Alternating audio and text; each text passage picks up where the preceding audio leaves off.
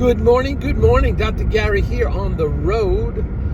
We are southbound today, heading towards Philly, looking at a huge practice doing over $1 million, multiple chairs. We're excited. We are dental practice brokers nationwide.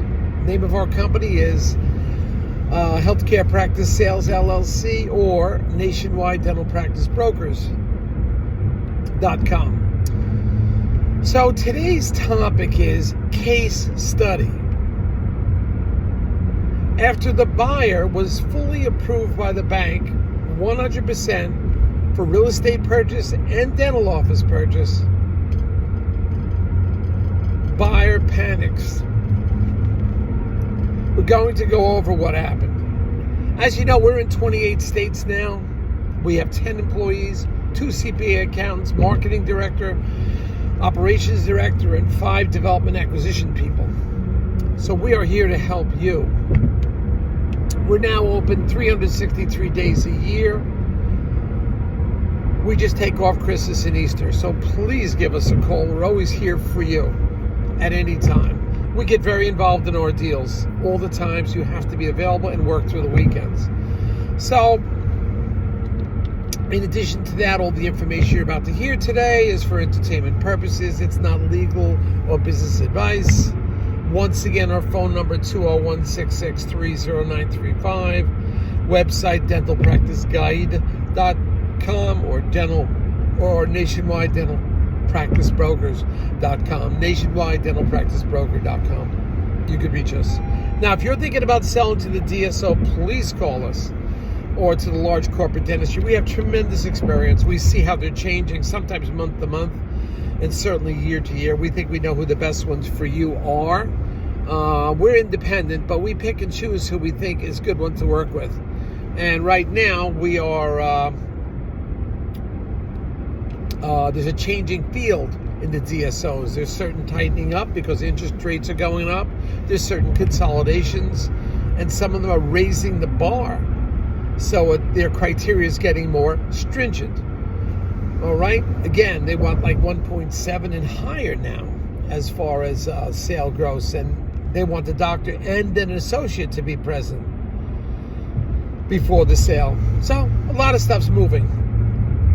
Anyway, so here's what happened today. So call us because they'll pay our commission if you work with us. Often I'll get your legal fees reimbursed at closing. It's sunny, heading down towards Philly. I need my sunglasses, so please excuse me. So, how am I looking?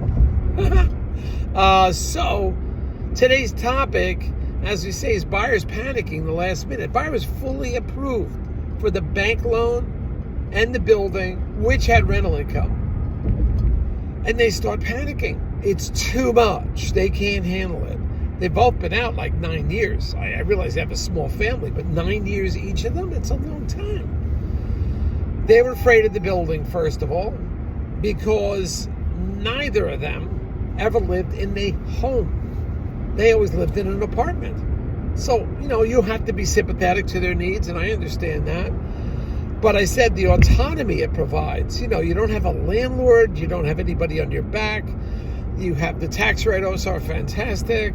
You're making an investment in your future.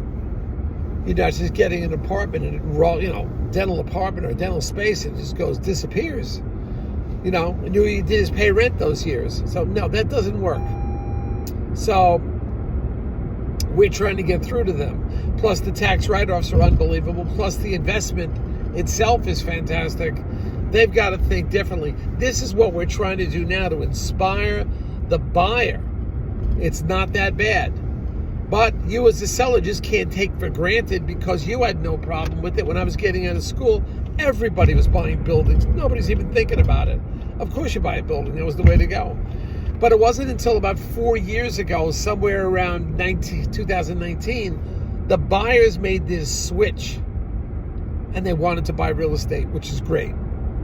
That's fantastic. And many of them are doing it now. And this 2 partners wanted real estate also. So that was inspired them about this deal. And with rental income, to cover the taxes and all your utilities, plus help pay for your mortgage, that's a good opportunity. This is what we're trying to share with the buyer. Now, we as brokers have to deal in the emotional issue now. Has nothing to do with banking or anything like that. This is emotions, because they both lived in an apartment all their life. They don't know what it's like to own a house. Secondly, the fact of responsibility of owning a practice. I try to explain, look what happened during the pandemic. There's doctors that, got their hours cut or possibly lost their job, all because of the pandemic. They just assume they could have kept working every day and they're making all this high salary. Yeah, until you get sick or the world changes around you. At least for the private practices, you had the government to kick in some money for you. So we had certain levels of security. But it was a big problem that we're dealing with now, because we're at the very end. This buyer has already been approved by the bank. Completely approved. Ready to go to, so to speak, the letter of intent. And now we have to do some hand-holding, some coddling, and we understand that. But you as the seller also have to jump in. For example, I'll be recommending an HVAC company so that they'll have 24/7 heating and air conditioning with no problems, because the building had some tenants in it. That takes care of that. Then I'll give them the name of electricians, plumbers, carpenters, so they have somebody to lean on. Probably they're better off with a handyman. There's not that much wrong is going to go wrong with the building. It's already been self-standing all these years.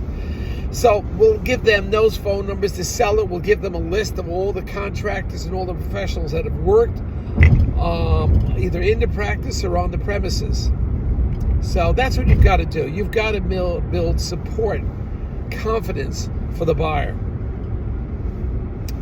And we're attempting to do that now as we speak. I just got this call yesterday, so I'm trying to stay on top of it. That's what we do as brokers. We work every day except Christmas and Easter.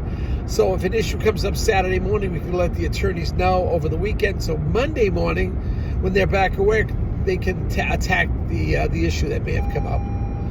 All right? I believe that's what makes us different. So when getting back to it, I don't know what's going to happen. I was coddling the buyer, the seller, say it's going to be okay, and I'm holding the hand of the buyer and the buyer's partner.